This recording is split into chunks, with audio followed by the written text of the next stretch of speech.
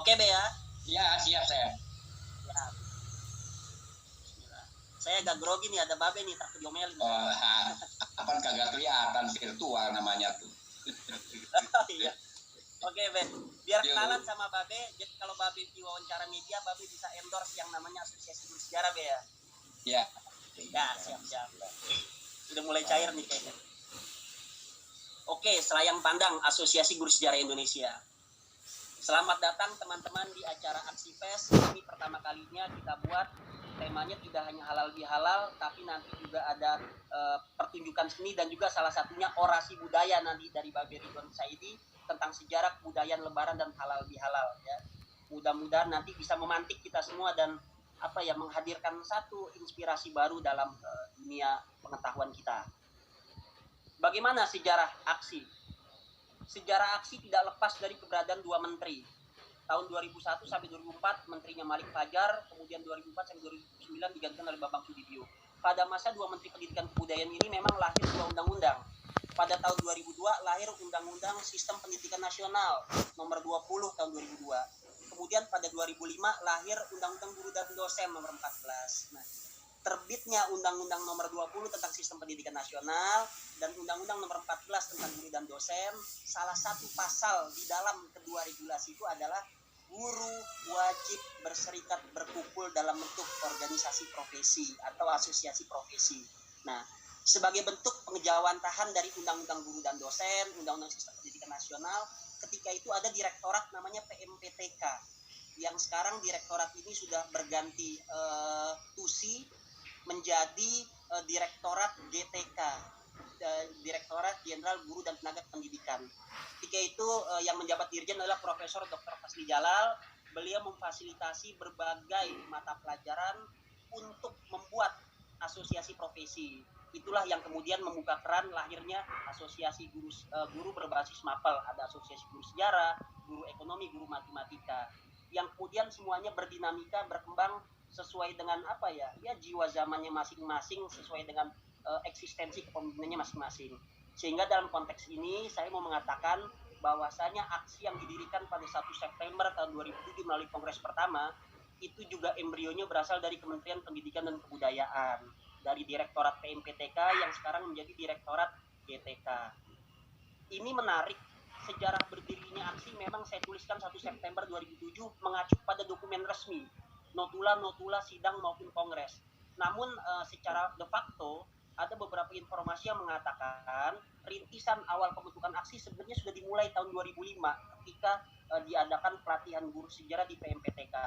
Sehingga nanti kita harus membedakan mana yang terjadinya secara de jure, secara resmi, dan juga mana yang secara de facto yang merupakan bagian dari rintisan itu sendiri.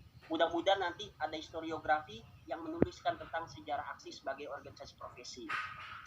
Ini Bu Ratna Apsari, beliau presiden aksi selama 2 periode 2007 sampai 2017. Lepas dari kelebihan dan kekurangan Bu Ratna, tokoh yang sangat saya hormati, ada satu fakta yang menarik. Sesungguhnya aksi itu sangat ramah terhadap isu gender. Faktanya presiden pertama, pemimpin pertama adalah perempuan. Nah, jadi ini merupakan satu keteladanan yang baik untuk para kaum perempuan. Asosiasi Guru Sejarah, pemimpin pertamanya adalah seorang perempuan. Tapi saya juga menciptakan sejarah karena presiden pertama di aksi yang dari kelompok laki-laki, seperti itu. Nah, alhamdulillah tahun 2017 kita kongres di LKMP DKI dan pada kesempatan itu saya mendapatkan mandat sebagai presiden aksi 2018-2022. Kemudian ini satu cuplikan foto simposium nasional ketika Februari 2019. Alhamdulillah hampir seluruh pejabat Kemendikbud hadir, hampir seluruh teman-teman dari 34 provinsi hadir dengan biaya mandiri. Nah, itu bisa disaksikan di sebelah saya ada Hilmar Farid, Dirjen Kebudayaan, kemudian ada Triana Wulandari, Direktur Sejarah. Sekarang Direktorat Sejarah sudah dihapuskan menjadi Direktorat Pembinaan Lembaga dan Tenaga Kebudayaan. Kemudian yang berkesan adalah Menteri Pendidikan ketika itu Prof. Muhadjir Effendi juga memberikan kata sambutan terkait dengan kegiatan simposium. Itu menandakan bahwasanya aksi juga tidak lepas dari peran pemerintah, tidak lepas dari peran para guru sejarah di berbagai wilayah di Indonesia, sehingga bisa terciptalah berbagai kegiatan yang cukup mental. Ini saya. Oke. Kemudian mana kedudukan aksi secara hukum? Pemahaman hukum penting sehingga orang itu tidak ada yang mengugat kita di kemudian hari. ketika ada undangan dari aksi, kepala sekolah, dinas pendidikan tidak berhak sebetulnya menghambat kita. Atau jangan-jangan memang mereka tidak paham posisi hukum kedudukan aksi. Pada kesempatan ini saya akan coba sampaikan mengenai hal itu. Kita sudah memiliki akte notaris 11 Januari 2019. Alhamdulillah pada tahun yang sama kita sudah diterbitkan SK Kemenham yang semakin memperkuat posisi kita. Dan ini yang paling penting. Inilah berbagai produk undang-undangan yang menjadi kata kunci kita, berjening kita kepada kepala sekolah, kepada dinas pendidikan untuk kita bisa mengembangkan diri dalam organisasi profesi, termasuk MGMP. Ada Undang-Undang Nomor 20, Undang-Undang Nomor 14, ada juga Permendikbud 15. Pengurus asosiasi profesi di tingkat pusat dihitung 3 jam, pengurus provinsi dihitung 2 jam, pengurus kabupaten kota dihitung 1 jam ekuivalensi, dan juga PP 19 ya. Nah, tapi ada satu juga yang menarik. Undang-Undang Nomor 5 tahun 2017 tentang pemajuan kebudayaan itu juga berpihak kepada kita dalam rangka membangun komunitas-komunitas berbentuk ekosistem untuk menopang satu kemajuan kebudayaan.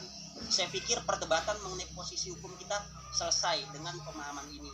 Jadi besok kalau dihambat kepala sekolah, kepala dinas, kasih tahu aja regulasi ini. Kalau nggak ngerti juga mungkin orang itu belum paham, atau kalau nggak ngerti juga memang orangnya ngeyel gitu loh. Nah, nanti mungkin kita perlu advokasi hal-hal yang merugikan guru sejarah di lapangan. Di mana posisi aksi dan MGMP? Beberapa bulan setelah saya dilantik sebagai presiden aksi, saya memahami aksi itu harus kuat, aksi harus membumi sampai di 34 provinsi. Sehingga salah satu pendekatan strategi yang saya bangun adalah saya merangkul teman-teman MGMP di berbagai wilayah di Indonesia. Foto ini menjadi saksi, menjadi dokumen sejarah bagaimana para ketua MGMP di 34 provinsi semua bersatu padu, paham, bersepakat untuk kemudian mendukung Asosiasi Guru Sejarah Indonesia. Jadi aksi bisa kuat itu karena ditopang dan berakar dari MGMP. Dan ini semakin memperkuat bahwasanya memang kita bangun organisasi ini secara kolektif, bukan karena 1, 2, ataupun 3 orang. Maka lahirlah kesepakatan Amarosa akhir Desember 2017, semua tanda tangan, dan ini juga dokumen historis menurut saya, mungkin di masa depan bisa menjadi bagian dari historiografi aksi.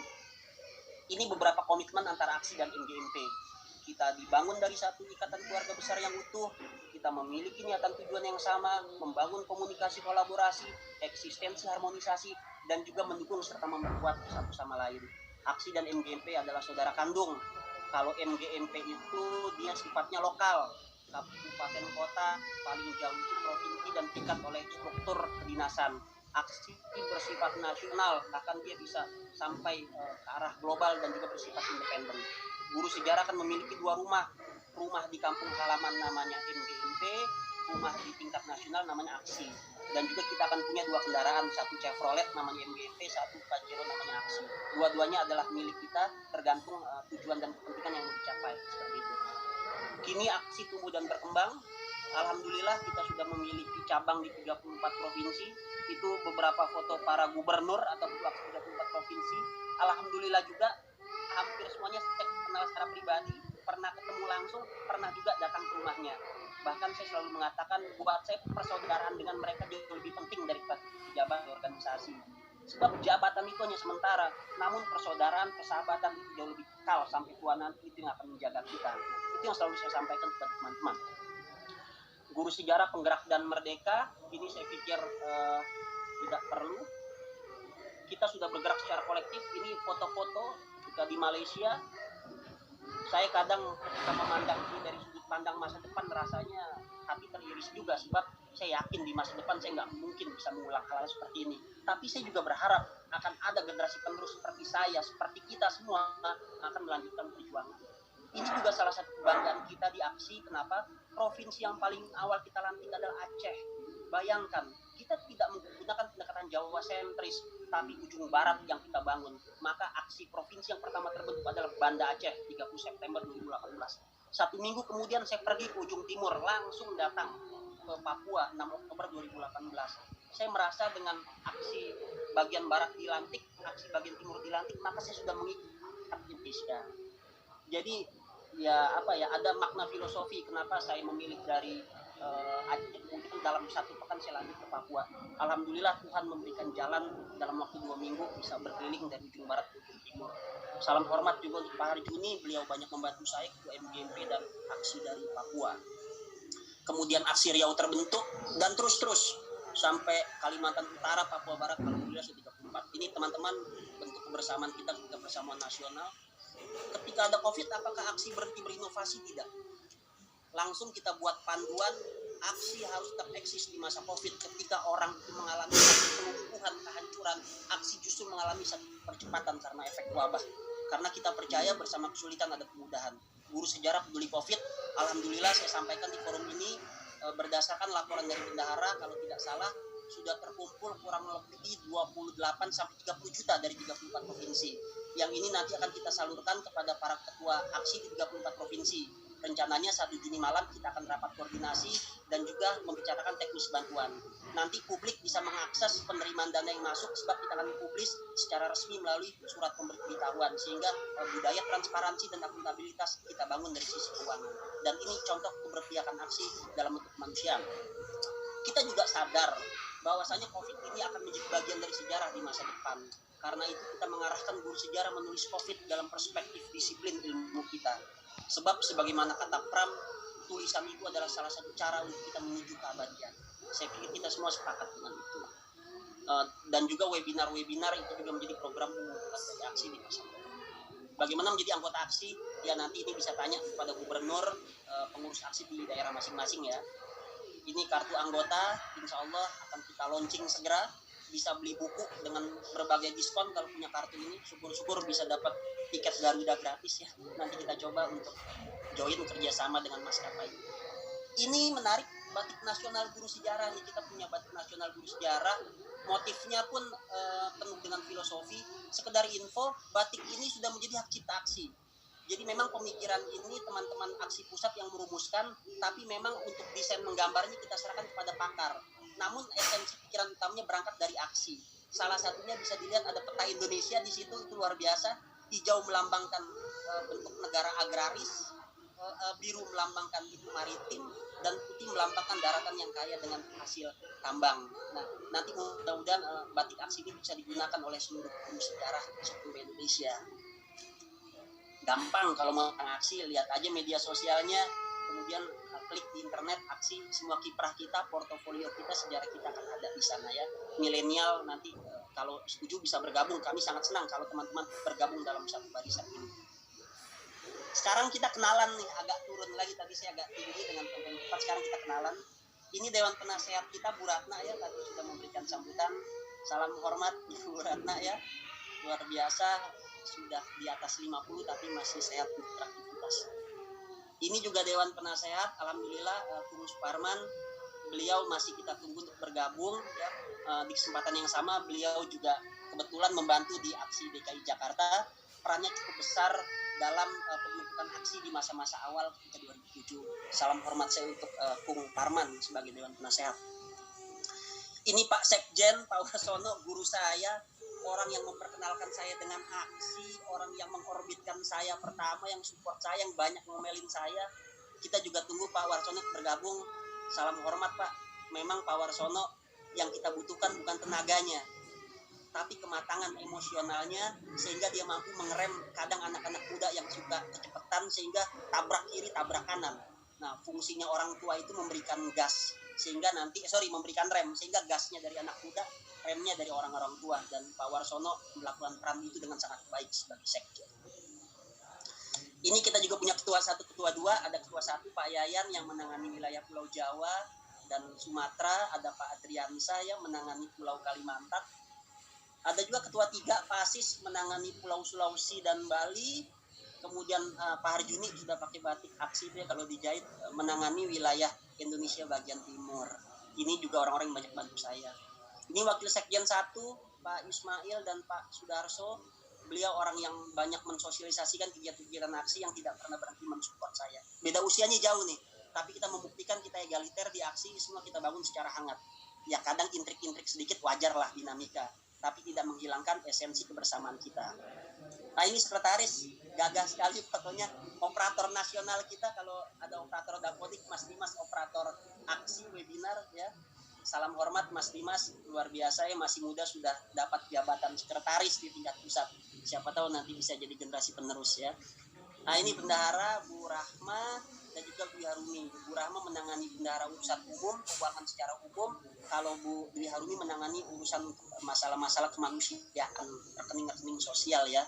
Insya Allah mereka cukup kapabel di bidang keuangan. Ini Departemen Kesejahteraan dan Kewirausahaan, Pak Sugino. Ini juga beliau sekaligus Ketua MGP Madrasah Aliyah. Ini membuktikan bahwasanya aksi juga merangkul teman-teman Madrasah Aliyah. Karena Pak Sugino bagian dari representasi MAN. Dan juga Ibu Mary Hamraini dari Sumatera Selatan.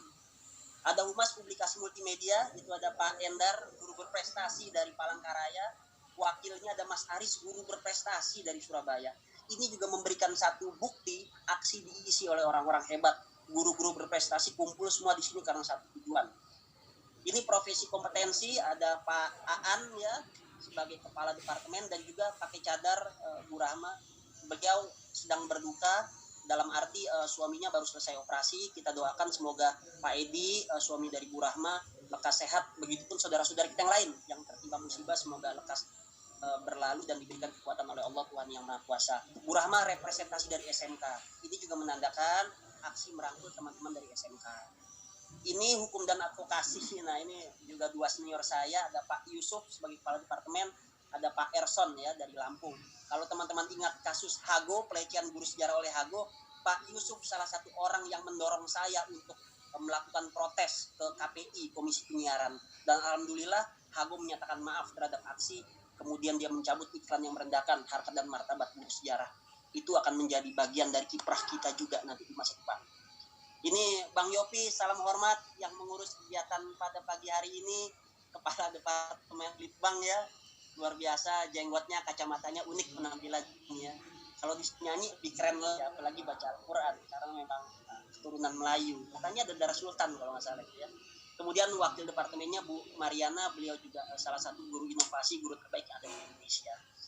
Itu Bapak Ibu segenap pengurus aksi pusat, mohon maaf ketua 34 provinsi tidak sempat saya cantumkan, tapi insya Allah dalam foto-foto di slide tadi secara tersirat mereka sudah ada di dalam itu dan juga sudah ada di dalam hati saya.